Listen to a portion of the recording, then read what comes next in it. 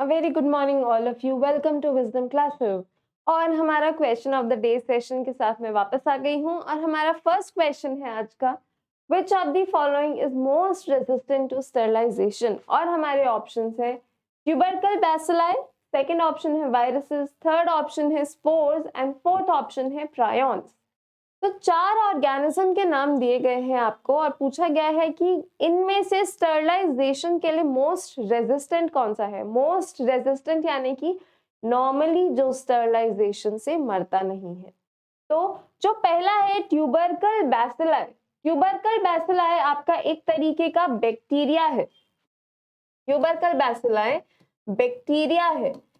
इस tubercle bacilli को किल करने के लिए चाहिए होता है अबाउट 120 डिग्री सेल्सियस तक ऑटोक्लेव में, यानी कि 120 डिग्री सेल्सियस के टेम्परेचर से ट्यूबरकल बैसिलाई आराम से किल होता है।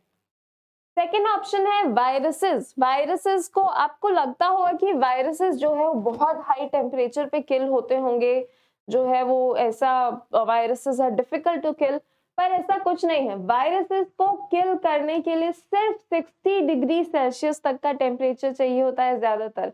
कुछ वायरसेस होते हैं जैसे हेपेटाइटिस बी का वायरस, उसको किल करने के लिए ज्यादा टेम्परेचर चाहिए होता है, पर मोस्टली वायरसेस 60 डिग्री सेल्सियस के टेम्परेचर पे किल हो जाते हैं। स्पोर्स भी आपके 120 से 150 डिग्री तक के टेम्परेचर पे किल हो जाते हैं। स्पोर्स वो फॉर्म्स होती हैं बैक्टीरिया की जो कि इनएक्टिव होती है, यानी कि इन्फेक्टिव नहीं होती है, पर बैक्टीरिया जब इनएक्टिव फॉर्म में चला जाता है तो उसे स्पोर्स कहते हैं। वो भी 120 से 150 डिग्री सेल्सियस तक में किल हो जाते हैं। अब बात आती है प्रायॉन्स। प्रायॉन्स क्या होते हैं? देखिए, एक होता है वायरस, दूसरा होता है प्रायॉन, तीसरा होता है वायरॉइड। प्रायॉन्स क्या होते हैं? प्रायॉन्स बेसिकली वायरसेस के छोटे भाई होते हैं, पर वायरसेस से ज्यादा खतरनाक होते हैं और इन प्रायॉन्स को किल करने के लिए 1000 डिग्री सेल्सियस तक टेम्परेचर चाहिए होता है, तब जाके ये किल होते हैं। यानी कि प्रायॉन सबसे ज्यादा डिफिकल्ट होते हैं किल करने के, भले ही वो वायरस का मॉडिफिकेशन हो, पर फिर भी prions are most difficult to kill, they are the most resistant organisms. तो अगर हम इस क्वेश्चन का आंसर देखें कि इनमें से सबसे ज्यादा रेजिस्टेंट ऑर्गेनिज्म कौन सा है, ट्यूबरकल बैसिलाई, वायरस, स्पोर्स या प्रायॉन्स, तो प्रायॉन सबसे ज्यादा रेजिस्टेंट है।